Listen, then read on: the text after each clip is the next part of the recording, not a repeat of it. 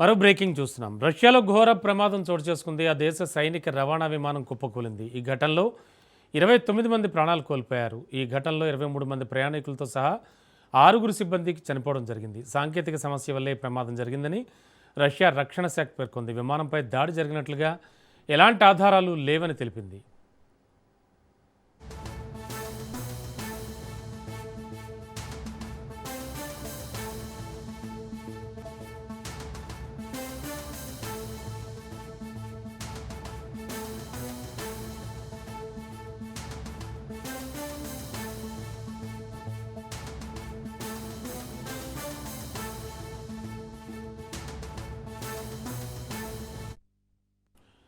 రష్యాలో ఘోర ప్రమాదం చోటు చేసుకుంది. బ్రేకింగ్లో చూస్తున్నాము. ఆ దేశ సైనిక రవాణా విమానం కుప్పకూలింది.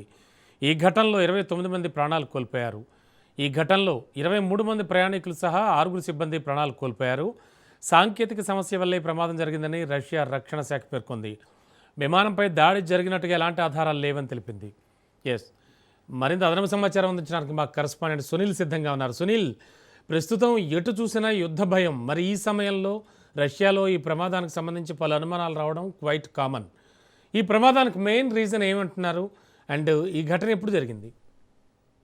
మొత్తం మీద రష్యా సైనిక విభాగానికి చెందినటువంటి AN-26 అనే విమానం ఒక్కసారిగా కుప్పకూలడం ఇప్పుడు ఒక చర్చకు పెద్ద దారితీసిందని చెప్పవచ్చు. ఎందుకంటే ఒకవైపు ఇరాన్ ఇజ్రాయెల్ యుద్ధం కొనసాగుతున్న నేపథ్యంలో ఈసారి సైనిక విభాగానికి చెందినటువంటి అంటే రక్షణ శాఖ సంబంధించినటువంటి విమానం అది AN-26 అది ఒక్కసారిగా కుప్పకూలడం. అందులో దాదాపు 29 మంది చనిపోయారు. అందులో 23 మంది ప్రయాణికులతో పాటు మరోవైపు 6 సిబ్బంది ఉన్నారు. మొత్తం 29 మంది చనిపోయినట్టు కూడా అక్కడ ఉన్నటువంటి రష్యా సైనిక విభాగానికి చెందినటువంటి అధికారులు ధృవీకరించారు. ప్రస్తుతం అయితే ఈ విమానం జరగడానికి గల క్రిమియా నుంచి మీదుగా వెళ్తున్నటువంటి ఈ విమానము ఒక్కసారిగా ఎందుకు ఈ యొక్క ఎయిర్లైన్స్ వైర్స్ కట్టాయి, వారితో విమానానికి అంటే సర్వర్ లైన్స్కు వారికి ఉన్నటువంటి సంబంధాలు ఒక్కసారిగా ఎందుకు తెగిపోయాయి, ఏదైనా టెక్నికల్ ఇష్యూస్ వచ్చిందా, సాంకేతిక సమస్య వచ్చిందా, లేదా ఏమన్నా దాడి జరిగిందా అన్న దానిపై కూడా పెద్ద ఎత్తున ప్రచారం అయితే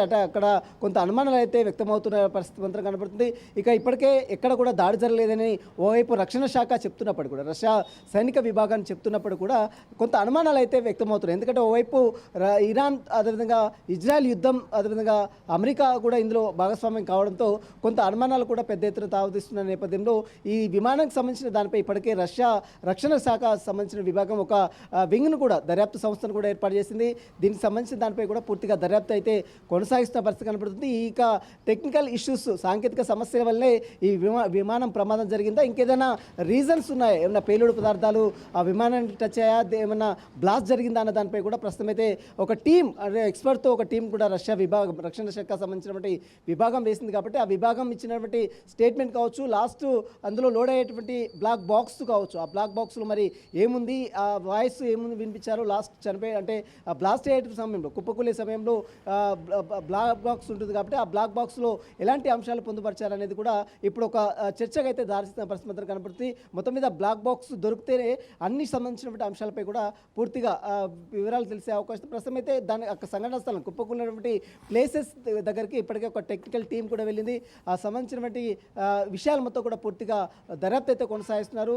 మరోవైపు రష్యా రక్షణ శాఖ మాత్రం ఎక్కడ కూడా పేలుడు జరగలేదు, ఎక్కడ కూడా ప్రమాదం జరగలేదు. కేవలం సాంకేతిక సమస్య వల్లే ఈ ప్రమాదం జరిగినట్టు కూడా అక్కడ ఉన్నటువంటి రష్యా రక్షణ శాఖ విభాగం చెప్తున్న పరిస్థితి కనబడుతుంది. అయితే ఇప్పటికే వేసినటువంటి దర్యాప్తు సంస్థ మరి ఎలాంటి నివేదిక ఇస్తుంది అనేది కూడా ఇప్పుడు ప్రపంచవ్యాప్తంగా కూడా ఒక చర్చ మాత్రం కొనసాగుతుంది. Ramana. Okay, thank you Sunil.